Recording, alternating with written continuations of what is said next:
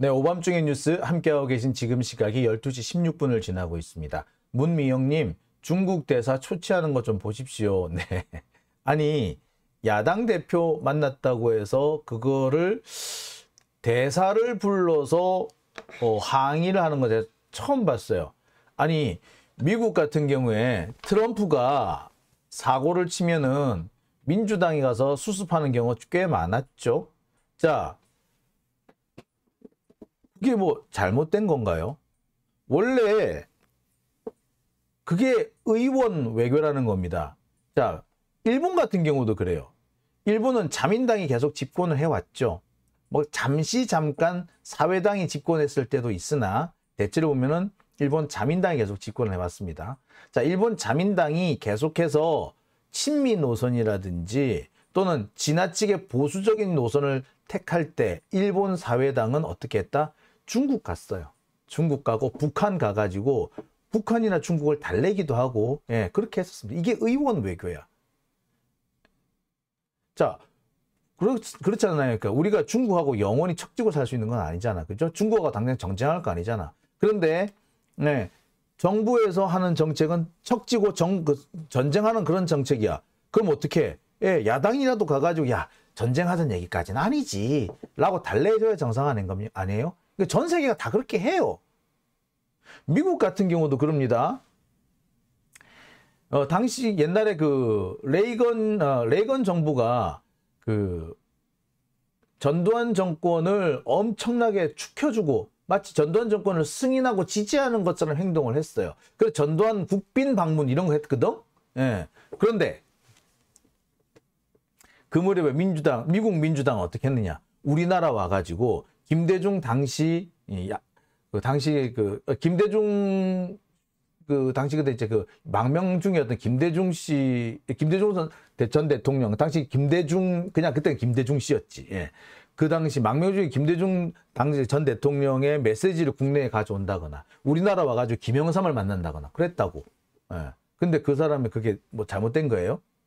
원래 그렇게 한다고.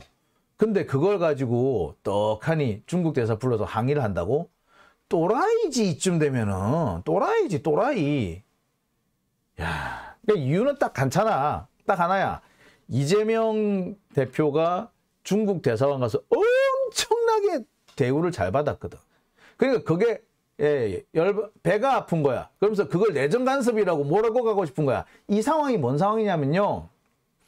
옛날에 김영삼 전 대통령이 옛날에 그 국회의원 시절에 그 박정희가 이 김영삼 의원직 제명이라는 걸 한 적이 있어요. 그게 79년인가 그랬거든요. 그때 명분이 뭐냐? 예, 미국 민주당 쪽 국회의원을 만나가지고 우리나라 민주화를 하려면 어떻게 해야 된다 이런 의견을 밝힌 거야. 그러니까 미국 민주당 의원들이 옳은 말씀하신다고 이랬다고. 이거를 문제 삼아가지고 김영삼이 4대 외교를 했다. 나라를 팔아먹었다. 라는 식으로 해가지고 제명을 한 거예요. 딱 그 상황이 지금 상황인 거야. 놀라워요. 정말 황당한 거는요. 박정희가 김영삼 탄압한 거 사례나 박정희가 김대중 탄압한 사례를 합해 놓은 것 같아. 그게 이재명한테 지금 진행되는 상황이야. 놀랄 정도예요. 대한민국 역사상 이런 놈들이 있었나 싶을 정도야. 최악이야, 최악. 예. 근데 이 와중에 분란을 일으키는 거 수박 새끼들은 그 인간이냐고. 마치 김영삼 총재 의원직 제명 그거 할 때 같이 박수치고 있던 이철승인가 하는 놈이 있었거든. 그 놈들하고 똑같은 거야. 그 이철승이가 나중에 뭐 한 줄 아세요? 자유총연맹 그 회장하고 그랬어. 그 새끼가 툭 하면 입에서 나온 말이 뭔 줄 알아요? 반공이니. 그 당시에 용공이라 그랬어. 용공 정치인 추방 이런 얘기를 했어. 지금은 종북이라 그러죠. 그때는 용공이라 그랬어. 더러워 죽겠네. 그런 짓 하는 놈들이 이렇게 대를 이어서 오는 거예요. 그러니까 수박의 뿌리, 제가 날 잡아서 수박의 뿌리에 대해서 말씀을 드리겠다고 했죠. 이 수박의 뿌리가 하루 이틀이 아니야. 이게 대한민국 민주화 역사를 관통하고 있다고 해도 과언은 아닙니다. 대한민국 민주화에서 결정적인 순간에 발목을 잡은 자들이 다 그런 자들이야. 아, 진짜. 한번 책을 한번 쓸까요? 책을 한번 써야겠다. 수박의 뿌리라. 징글징글합니다. 아유, 참. 자, 세 번째 주제, 본격적인 세 번째 주제. 아니, 이제 세 번째 주제가 아니라 이제, 세 번째 주제가 맞네요. 헷갈립니다. 세 번째 주제 이제 들어가 보겠습니다. 오늘 제가 준비한 세 번째 주제는요. 3주 만에 돌아와 또 버럭한 유동규, 그리고 함께 버럭한 검찰입니다. 자, 이게 뭔 소리냐면요. 여러분 기억하실 겁니다. 지난달 한 5월 10일이나 날짜 정확하게 기억나지 않은데 갑자기 유동규가 변호인 측 반대 신문을 받다가 어지럽다 그러면서 반대 신문을 중단하고 집에 가버리죠. 그리고 뭐 고혈압이 재발했다는 하여튼 지병, 몸 상태를 건강 상태를 이유로 거의 지금 3주 정도 재판에 출석하지 않았습니다. 그리고 오늘 출석한 거죠. 근데 재판에 참석하지 않다니까 병원에 입원하기 직전 한 서너 번 재판에서 유동규는 버럭하거나 갑자기 아프다 그러던가 혹은 갑자기 어지럽다 라는 식으로 말을 할 때가 많았습니다. 그때마다 상황은 뭐였다? 자기가 했던 말이 자기가 했던 말이 자기 스스로 자기가 했던 말이 좀 말이 꼬일 때 또는 자기가 했던 말이 정면으로 반박을 당할 때 증거에 의해서 거짓이라는 게 드러날 때 그때마다 버럭하거나 아프다 하거나 아니면 갑자기 안 나와 버리거나 하는 그런 행태를 보였어요. 그런데 3주 만에 돌아와서 똑같은 일을 벌입니다. 오늘도 버럭했어요. 근데 특이한 점은 뭐다? 검찰도 함께 버럭하더라. 이쯤 되면 검찰이 공익의 대표가 아니라 실은 유동규의 쉴드맨인 거지. 유동규의 경비원밖에 안 되는 겁니다. 경비원 수준의 경비원. 유동규의 경비원이든 검찰인 거죠. 자, 어떤 일이 있었는지 설명해 드릴게요. 오늘은 이 정진상 전 민주당 정무조정실장에 대한 재판이 열렸습니다. 오늘 재판은요. 이 부분 조금 잘못됐네요. 정진상 정무조정실장의 여러 가지 혐의 중에서 뇌물 혐의 부분이 좀 집중적으로 됩니다. 유동규의 주장은 뭐냐면요. 2013년 설과 추석, 그 다음에 2013년 설 떡값 명목으로 그리고 2013년 4월 9천만 원까지 포함해서 모두 1억 9천만 원 정도를 전달했다 라는 겁니다. 자, 모든 것은 이 돈은 나무관한테서 받았고 이 중에 9천만 원은 2014년 4월에 늘 가던 주점에서 정진상 실장을 만나서 돈을 건네줬다라고 주장을 했습니다. 자, 그런데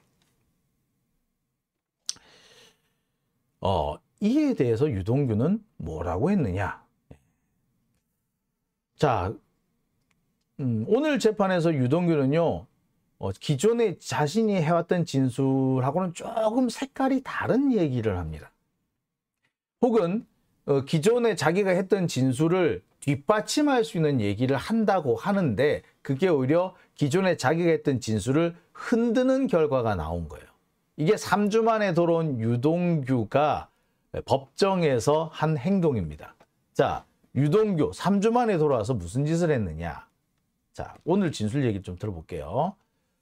자, 유동규는요, 사실 이 재판에 안 나오는 3주 동안 참 많은 일들을 했죠. 유튜브에 나갔더라고. 아파서 도저히 법정에 갈 수는 없다라고 해놓고 본인인데 유튜브 나가서 이제 하고 싶은 얘기 다 떠들었더라고요.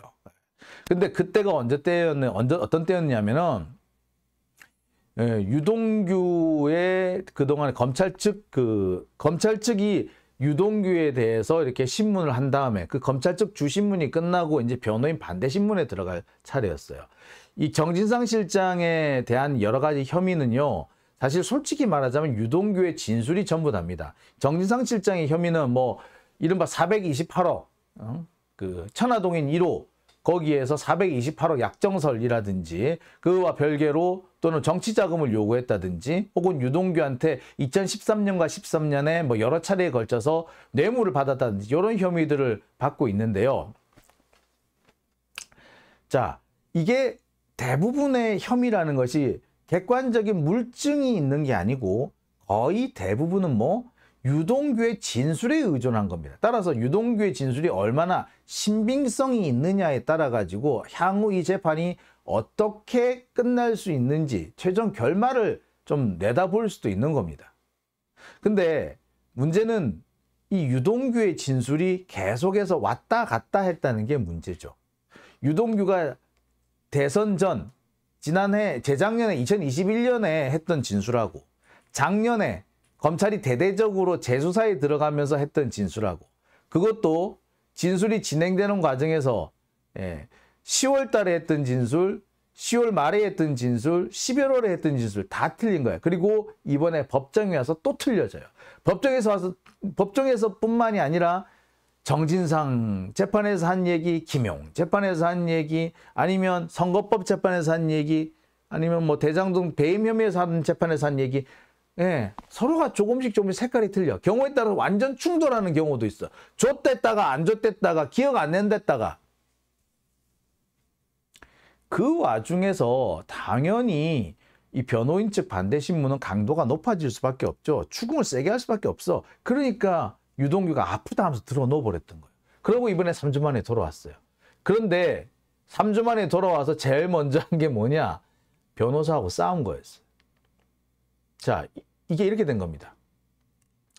유동규가 진술을 하다가 갑자기 변호사들한테, 그러니까 김용 측 변호사들한테 시비를 걸어요. 이거 거의 시비 건 거지.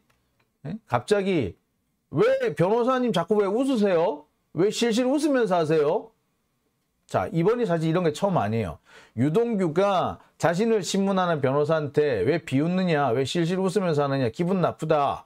이렇게 시비를 건 게 제법 있었어요. 근데 오늘은 좀 상황이 좀 심각하게 돌아간 거죠.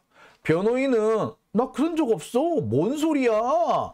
라고 했지만 여기에서 검사들이 유동규를 거들고 나섭니다. 유동규가 그렇게 얘기해요. 아이씨, 예의를 좀 갖춰달라. 나도 인간으로 좀 존중해달라. 이렇게 얘기를 합니다. 뭐 이런 사례는 제법 있었어요. 제가 그 유동규 이 재판을 들어갔을 때 제가 본 것도 몇 번이 돼요. 그런데 오늘 또 이렇게 한 거지. 근데 문제는 뭐 여기에 검사들이 거들고 나선 겁니다. 딱 이런 거예요. 재판부 쪽에서는 안 보일 수도 있는데 지금 변호인들이 증인을 비웃는 표정이다. 이거 안 된다. 이거 경고해야 된다. 변호인 측 발끈하죠. 근거가 뭐냐? 내가 언제 웃었냐? 그리고 지금 검찰이 이게 검찰이냐? 유동규 변호인이냐? 니들이 유동규 변호사냐? 솔직히 유동규 변호사라기보다 유동규의 그 경비원, 경호원 같은 짓을 하고 있는 거죠. 심기경호를 하고 있는 상황이잖아요. 자, 이렇게 해서 양측에 고성이 오갔습니다. 어제도 고성이 오갔다고 했죠.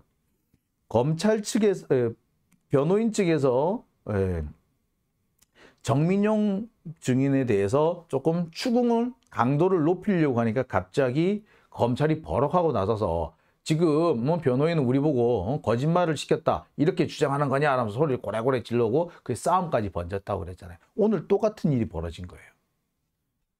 검찰 입장에서는 이걸 깽판을 치겠다는 거지, 재판은.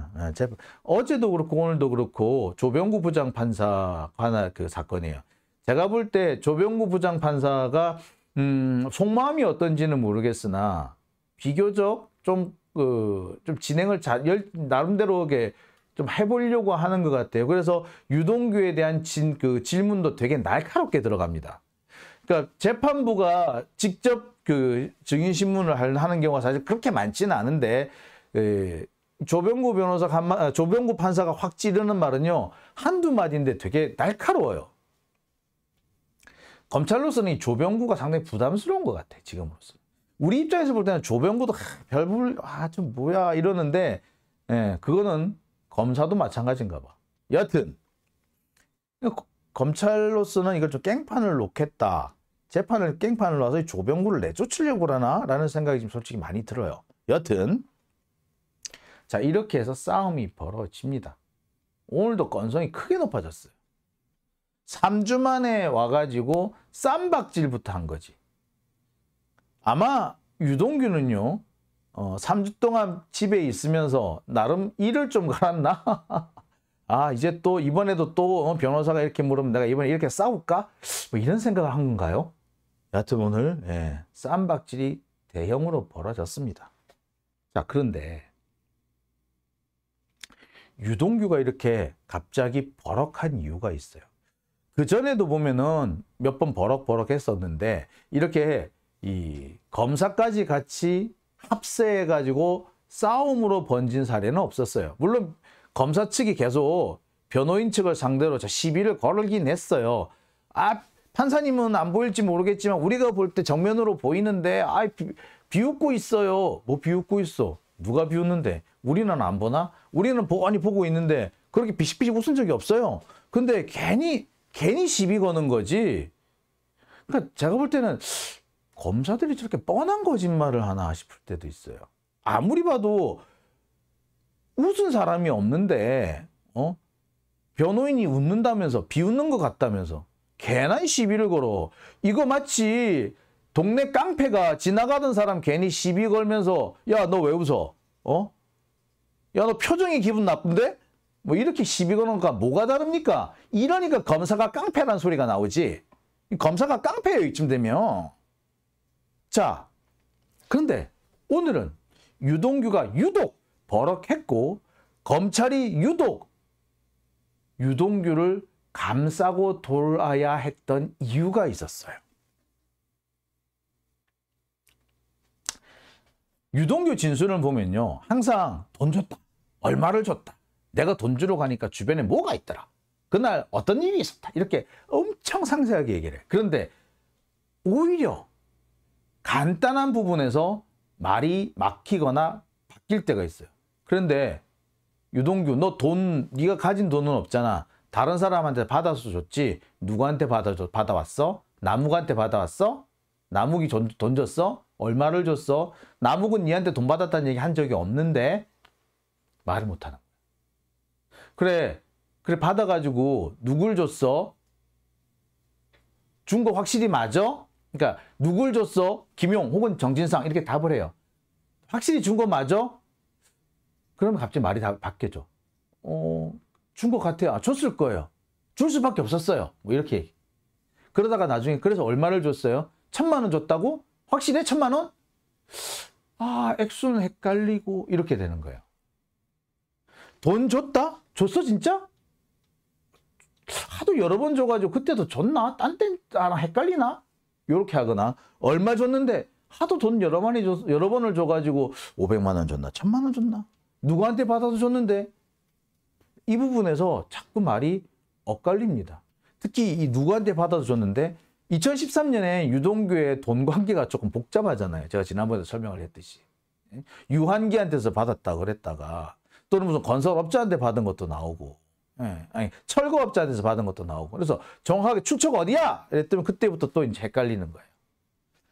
그러한 상황이 이어지다 보니까 3주 동안 나름 이렇게 일을 갈고 나왔는데 준비를 철저히 해서 나왔는데 나오자마자 또 되니까 버럭할 수밖에 없었지. 지 뜻대로 안 되니까. 자, 유동규는요 정진상 실장한테 돈을 3차례 전달했다고 합니다. 이것도 3차례다, 그죠? 3이 참 많이 나와요, 유동규는. 그러니까 이게 재밌는 게 여러분들 사람마다 아무리 거짓말을 해도요, 거짓말을 하면은 항상 같은 숫자가 나오기가 어려워요. 3번 줬다가 2번 줬다가 1번 줬다가 6번 줬다 이렇게 숫자가 왔다 갔다 해야 정상이야. 그런데 갑자기 유동규는 어떻다? 항상 333이야. 3번 줬대. 언제? 2013년 설날 때하고 추석 때, 2014년 뭐 설날 때, 그리고 2013년 4월에 9천만 원 이렇게 돈을 줬다는 거야. 자, 요거는 떡값 목록으로 줬대요. 그러면서 돈은 남욱한테 받아서 줬다. 특히 첫 번째 줬다고 한 거는 되게 구체적이었어요. 내가 돈 달라고도 안 했는데 남욱이 돈을 가져왔더라. 2천만 원을 가져왔더라. 그래서 그거를 하나는 1,000만 원은 정진상, 1,000만 원은 김용 줬다. 아니, 공무원이 돈을 그렇게 덥석 받아요? 돈 가지고 왔다고 덥석 받아요? 라고 했더니 아니 그때 내가 외상술값이 너무 많아가지고 그거 돈을 안 받을 수가 없었어. 꼭 필요했어. 그런데 외상술값 안 갚고 김용하고 정진상한테 줬다고? 뭔데? 그럼 외상술값은 갚았어? 안 갚았어? 갚았죠. 어떻게 갚았어? 집 팔아서 갚았죠. 그래, 집 얼마에 팔았는데? 여기서부터 꼬입니다 막. 그래서 또 물어요. 그래, 좋아. 그럼 그 당시에 너 빚이 얼마 있었어? 외상술값 빼고 그다음에 얼마 있었어?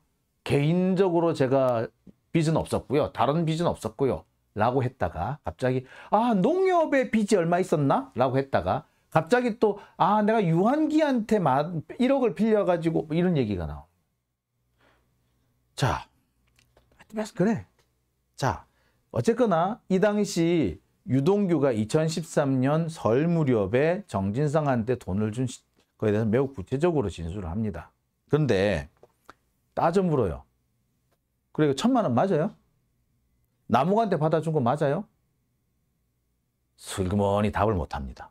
자, 그 다음에 이 3,000만 원 있었을 때, 그래서 또 두 번째, 세 번째 1,000만 원 또 물어봐요. 1,000만 원 맞아요? 남욱한테 받아서 준 거 맞아요? 액수 맞아요? 줬어요? 네, 답을 못합니다. 오늘 유동규가요, 이 답을 제대로 못해가지고 한 1분 가까이, 거의 1분인가? 저는 1분 정도라고 느껴졌어요. 상당한 시간 동안 말문이 막혀서 말을 못합니다. 1,000만 원이었는지 아니었는지, 남욱한테 받아서 줬는지 안 줬는지, 정말로 준 게 맞는지 아닌지. 그러면서 나온 얘기가 내가 돈을 하도 여러 번 줘가지고 500만 원이었나? 이때가 맞나? 헷갈리는 거야. 떡값을 여러 번 줬대. 그래서 기억이 잘 안 난대. 아니 지금 그거 가지고 기소가 돼 있는 사람인데 갑자기 이러면 어떡해? 자, 확실한 거는 오늘 유동규가 변호인의 질문에 답을 못했다는 거. 한참 동안 묵묵부답, 침묵이 이어집니다. 오죽했으면 판사가 직접 나섭니다. 자, 이거는 답을 하지 않은 걸로, 답을 하지 못한 걸로 정리하고 넘어갑시다. 넘어간 거예요. 상황이 이렇게 되니까 유동규는 버럭할 수밖에 없겠지. 누군가한테 탓을 돌리고 싶은 거야. 왜 그렇잖아. 나 자신 있어. 잘하고 올게. 라고 해서 나갔는데 아이고 일이 뜻대로 안 되네. 그러면은 돌아와가지고 뭐라 그럽니까? 그 새끼가 말이야 나 방해해가지고 내가 뭘 하려고 그러는데 저기서 피식피식 웃는 거야. 그래서 내가 갑자기 정신이 헷갈리면서 내가 제대로 못했어. 이렇게 남 탓을 하는 놈이 있지. 지가 잘한다, 잘할 수 있다라고 뻐기고 갔는데 막상 가가지고 일을 망친 경우 괜히 미안하니까 민망하니까 저 새끼 때문에 그랬어. 저 새끼가 웃어서 그랬어. 라고 핑계대거나 탓을 돌리는 놈이 있죠. 딱 지금 그 상황이죠.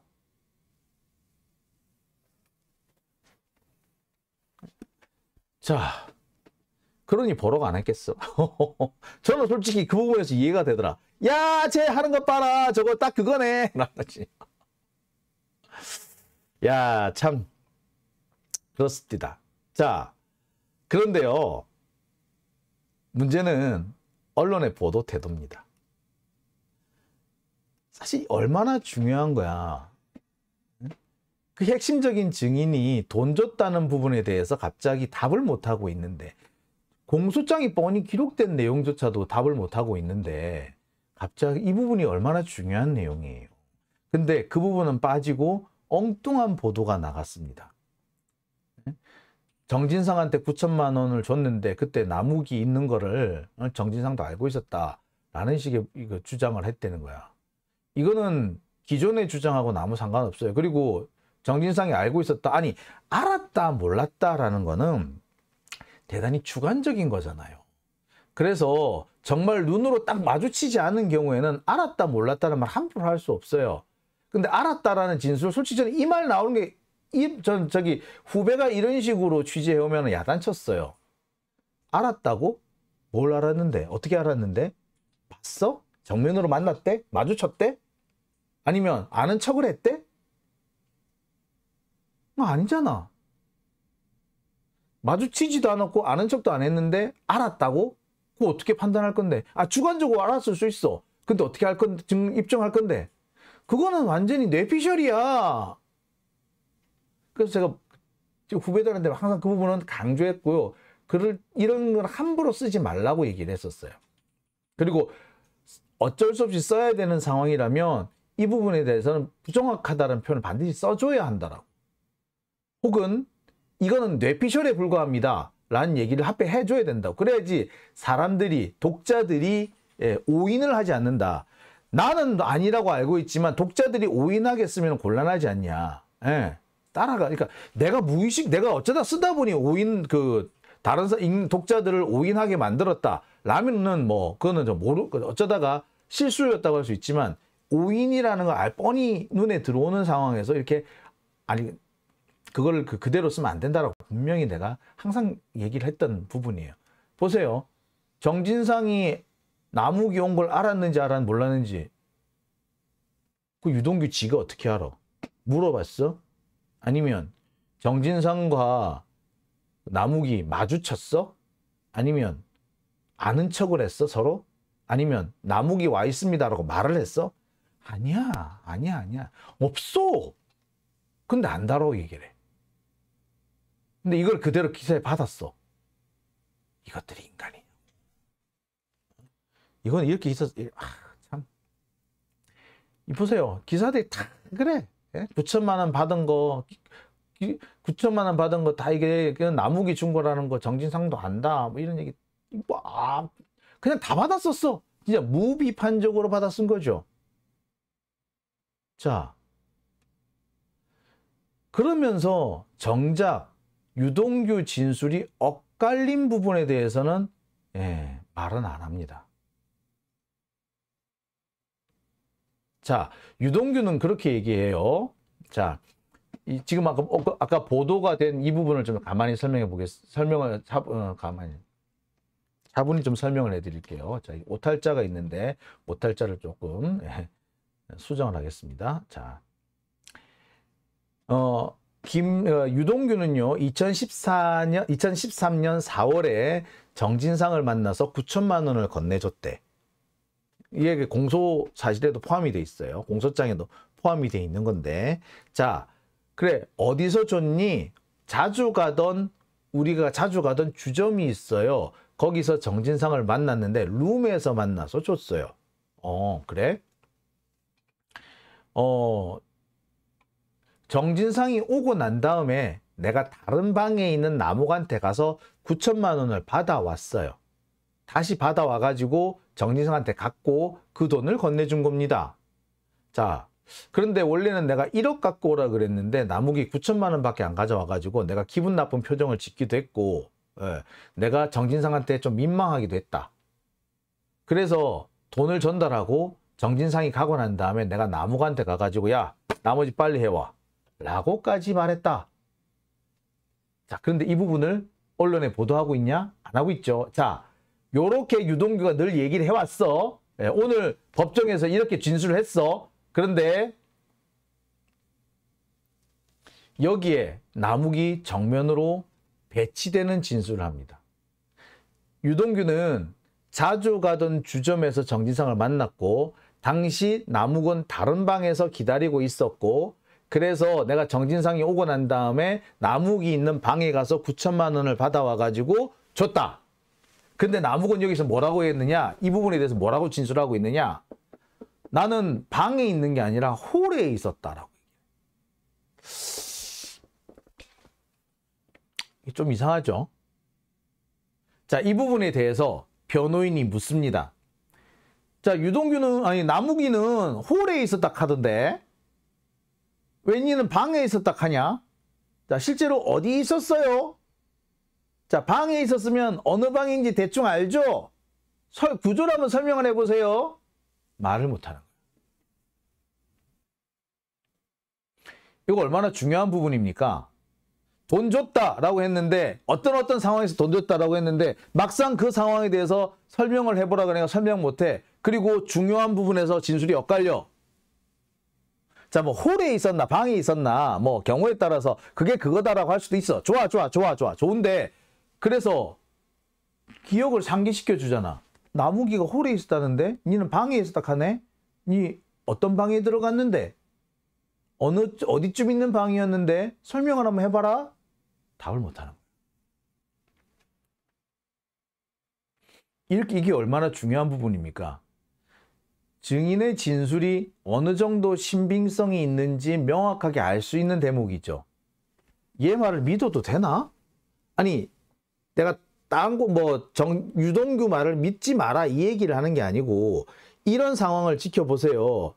여러분 정상적이라면 얘 말 믿어도 돼? 의심이 안 되나요? 의심을 하는 게 정상이죠. 근데 왜 이 부분은 숨겨버렸을까요? 유동규는 지가 한 말에 대해서도 제대로 설명을 못하는 상황이에요. 여기도 보면 사소하게 좀 엇갈리는 부분이지. 근데 이 사소하게 엇갈리는 부분에 대해서도 말을 못해. 왜 말을 못하지?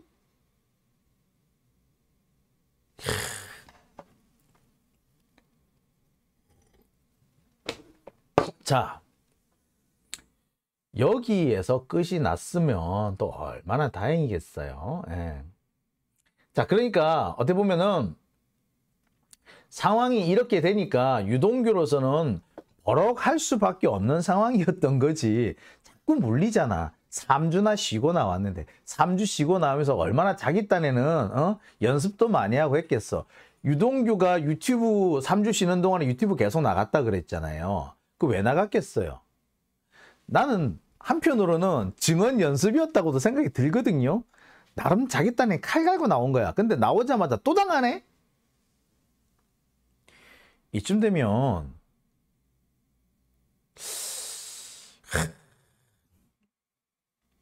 다른 언론들도 유동규 진술을 어디까지 믿어야 되는지 의심하는 그런 기사가 나와야 되지 않습니까? 그런데 그냥 유동규 말이 100% 맞는 양 이런 진술이 나왔다라면서 아니 솔직히 그 진술이 나왔다고 해도 뭐 나온 건 맞으니까 나왔는데 그게 무슨 의미가 있어요? 솔직히 의미도 별로 없어. 근데 엄청난 거나 나온 것처럼 이렇게 떠벌리는 거 보면 얘들 대가리 속에 뭐가 들어간지 모르겠어. 그리고 그 얘기는요 일찌감치 나온 얘기거든요. 근데 기사하다가 몇 시부터 나온지 보세요. 전부 다 보면은 5시 이후에 다 나오기 시작해요. 검찰이 뿌려준 거지. 검찰 자료가 나오고 자료가 나오니까 그때부터 열심히 졸라게 뿌리기 시작한 거죠.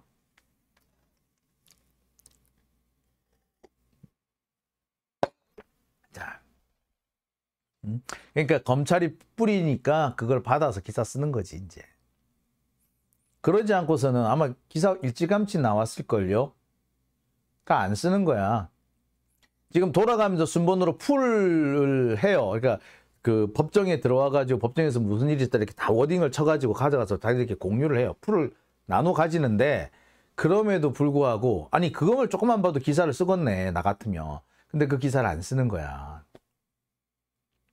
오늘 비교적 KBS에서 괜찮은 기사가 나왔었어요. 뭐다? 예, 아까 그 유동규가 버럭했다. 그래서 검찰하고 변호사하고 대판 싸웠다. 요 기사가 지금 KBS만 보도가 됐어요. 근데 사실 이게 정말 중요한 대목 아닌가요? 검사하고 변호사가 자꾸 싸우네? 이거 얼마나 중요한 대목이야. 근데 어제도 그렇고 오늘도 그렇고 기사가 전혀 안 나가죠? 왜? 아니 이 부분 정말 기자들이 좋아하는 섹시한 부분 아닌가? 그 사실관계는 둘째 치더라도 야 이거 쇼킹하네. 쌤 재밌는데? 검사하고 변호사하고 법정에서 싸웠어? 소리 지르고? 이야 재밌다. 제일 좋아하는 그런 유형의 기사 아닌가요? 근데 안 쓰네. 이미 얘들은 기자로서의 기능을 상실한 거예요. 이름만 기자일 뿐 그냥 앵무새가 된 거예요. 앵무새. 리피터지, 리피터. 리핏 따라한다고. 리피터야, 리피터. 누가 빨리 따라하느냐. 패스트 리피터가 단독이라는 이름을 다는 그 황당무계한 상황이 돼버리는 겁니다. 자, 그런데요. 오늘 이 부분, 지금 유동규가 오늘 헛소리한 이 부분은요. 사실 솔직히 말하자면은 처음부터 좀 이상했어요. 이게 어떻게 된 거냐. 자, 제가 말씀드리는 부분은요. 유동규가 정진상한테 뭐 돈을 줬다. 특히 9천만 원을 줬다라고 한 부분이에요. 유동규가 정진상 실장한테 9천만 원 줬다고 하는 진술은 원래 없었어요. 나오지 않았던 겁니다. 언제 나왔느냐? 작년 11월 유동규가 석방이 되고 난 뒤에 나왔어요. 근데 그 직전까지만 해도 유동규는 9천만 원 줬네 말았네 하는 얘기를 아예 안 했어. 나무기가 준 돈은 거의 대부분 자기가 썼다는 식으로 얘기를 했어요. 9천만 원 그것도 자기가 썼다는 식이었단 말이야. 이 와중에 유동규는 남욱하고 대지신문을 하기도 합니다. 자, 그런데 그 와중에서도 특히 유동규가 작년 9월인가 10월인가 갑자기 진술을 확 바꾸죠. 검사님 믿고 제가 차례대로 말하겠습니다. 검사님은 믿을 수 있겠네요. 뭐 이런 식으로 하면서 진술을 바꿨다 그랬잖아요. 예? 자, 그 이후에도 9천만 원 얘기를 안 하고 있었어요. 근데 갑자기 작년 11월에 갑자기 9천만 원 얘기 갑자기 툭 튀어나옵니다. 왜? 그 직전에 남욱이 법정에서 그런 말을 해요. 유동규한테 돈 뭐 9천만 원을 준 적이 있나요? 있대. 그때 유동규 표정이 어땠나요? 기분 나빠했대. 뭐 그 당시 뭐 어떤 일이 있었나요? 남욱이 9천만 원을 받고 난 다음에 어딘가 갔다가 다시 왔어요. 누구를 만나고 오는 것 같더라고요. 라고 얘기를 합니다. 그러자 갑자기 그 다음부터 유동규의 진술이 바뀌는 거예요. 아, 실은 그 돈 정진상 줬어. 라고. 그 전까지 안 했던. 아니, 그 전에 자기가 검사님 믿고 이제 다 사실대로 말하겠습니다. 라고 했다며. 그런데 그동안에는 근데 그러고 난 다음에 한 달 넘게 아무 말 안 하고 있다가 그 사이에 뭐 대질신문도 하고 막 했는데 그때는 다 말 안 하고 있다가 갑자기 남욱이 법정에서 그런 진술을 하니까 갑자기 그대로 받아가지고 지도 맞아 이렇게 했다는 거예요. 이상하죠? 뭐 유동규 말이 진실일 수도 있어요. 반드시 거짓은 아닐 거예요. 하지만 우리로서는 의심할 수밖에 없는 포인트가 있는 거 아니에요, 그죠? 근데 이 부분 그런 포인트가 있었던 데에서 유동규의 말이 엇갈리기 시작을 합니다. 엇갈리다가 결국에는 버럭까지 갔어요. 자, 여러분 어떻게 보이십니까? 변호사도 오늘 그렇게 얘기를 해요. 유동규 증인 이 말을 한 상황이 그런 상황이죠. 남욱이가 법정에서 그런 말을 하고 9천만 원 받고 난 다음에 어디론가 갔다 오더라.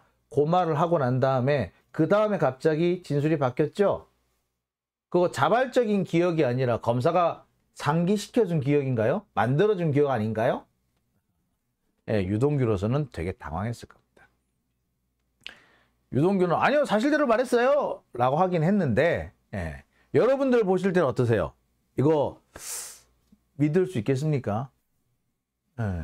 아니 좋아요. 백보 천보 양보해서 유동규의 말이 진실이라고 합시다. 그런데 이거를 판사는 믿을 수 있을까요? 아니 이런 진술을 유죄의 증거로 삼을 수는 있을까요? 믿고 자식을 떠나서 이게 유죄의 증거로 사용할 수 있는 상황인가요? 아니죠. 자, 이근철님 정권 바뀌고 나면 어쩌려고 이러는지 그렇게 말합니다. 예. 오명신님 언제나 언론은 보수 편일까? 자, 이 부분에 대한 설명을 드릴게요. 자, 여러분 제가 늘 하는 얘기입니다. 제가 여러 차례 말씀을 드린 적이 있는 내용인데요. 지금 여러분 신문, 방송, KBS 빼고 돈 내세요? 안 내죠. KBS 시청료 냅니다만 2,500원 냅니다. 그런데 KBS가 그 운영을 하려면 2,500원 가지고는 턱이 없어요. 턱 없는 돈이 적은 돈이에요. 자, 어쨌거나 지금 현재 언론이든 방송이든 거기서 만들어지는 여러 가지 프로그램이든 뭐 아니면 뭐 다큐멘터리든 하다못해 저기 그 뉴스 기사든 다 우리는 공짜로 씁니다. 넷플릭스 하려면 편당 2,000원, 3,000원, 10,000원 이렇게 내야 돼. 그죠? 예. 10,000원 내야 되는 경우도 꽤 있더라. 그죠? 자, 그런데 우리가 늘 접하고 있는 이 숱한 언론과 방송의 보도와 기사는 공짜예요. 자, 우리가 주로 많이 접하고 있는 여러 언론사들, 그 언론사들 되게 큰 회사예요. MBC, KBS, SBS, 조중동 다 큰 회사예요. 한 해 매출이 몇 천억, 몇 조까지 가기도 하는 회사들입니다. 자, 직원들 월급도 많이 줘요. 억대 연봉 받는데 수두룩합니다. 그 돈은 어디서 나올까? 그 돈은 누가 주지? 우리는 안 주는데 기업이 주죠. 광고료라는 이름으로 기업이 줍니다. 기업들은요, 광고료를 광고 효과를 보고 주는 게 아니라 보험을 들기 위해서 돈을 줍니다. 우리가 어떤 언론사에 광고를 많이 해. 그러면 그 언론사는 자신들한테 불리한 기사, 지네 회사에 불리한 기사는 잘 못 써. 쓰더라도 엄청 조심해서 쓰거나 톤을 확 낮춰서 써. 기업 편인 거죠, 처음부터. 자, 또 있습니다. 기사를 이딴 식으로 쓰다 보니까 누가 취재를 하고 싶겠어? 야, 취재 안 해. 점점 취재는 안 하고 보도 자료만 받아 쓰는 게 몸에 배어버려요. 자, 그러면 나중에 어찌 된다? 기업이 던져주는 거 그냥 그대로 충실하게 리라이트, 다시 한번 복붙하는 경우가 수두룩해지게 됩니다. 자, 그런데 언론이니까 이게 비판도 하고 이래야 될 거 아니야. 그치? 그거 어떻게 하지? 자기들이 보도를, 취재를 안 했으니까 비판을 할 수 있나? 그럼 어떻게 해? 남이 하는 거 보고, 남이 욕하고 다른 회사가 비판하면 따라가는 거야.